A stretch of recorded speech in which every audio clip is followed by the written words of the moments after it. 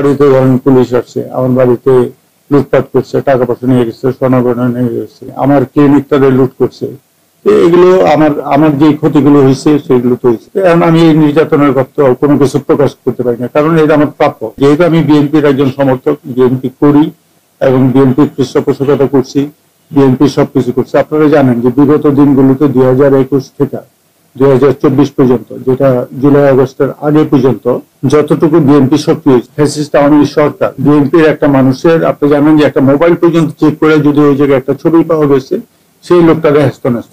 আমি এর মধ্যে কোনো বিচ্যুতি আমার মধ্যে না। আমি অন্য কোনো দলের সাথে যাই নাই, অন্য কোনো দলের লোকের সাথে আমি মিশি নাই। এই যে বিগত 17 বছর শুধুমাত্র বিএনপি করি বিধায় আমি ডিসি অফিসের এতগুলো কমিটিতে আমি ছিলাম। এই 17 বছর আমি প্রত্যেকটা কমিটি থেকে আমার বাধ্য হয়েছে। আমি নানুস ক্লাবের সবচেয়ে পুরনো একজন মেম্বার, 100 মেম্বার যখন ছিল তখন নানুস ক্লাবের একজন মেম্বার। আমি তারপরে নানুস ক্লাবে যাইনি। আমার এই জায়গা থেকে নানুস ক্লাবের দূরত্ব 2 কিলোমিটার। তা আমার কথা হলো যে আমি এগুলো থেকে সবসময় দূরে রয়েছি। বিএনপির আদর্শ যেটা ছিল, আমি সেই আদর্শের উপরে ভিত্তি করে আমি আমার জীবনযাপন করছি, আমার পথ চলছি এবং আমার যতটুকু সাহায্য সহযোগিতা সেটা আমি করে গেছি।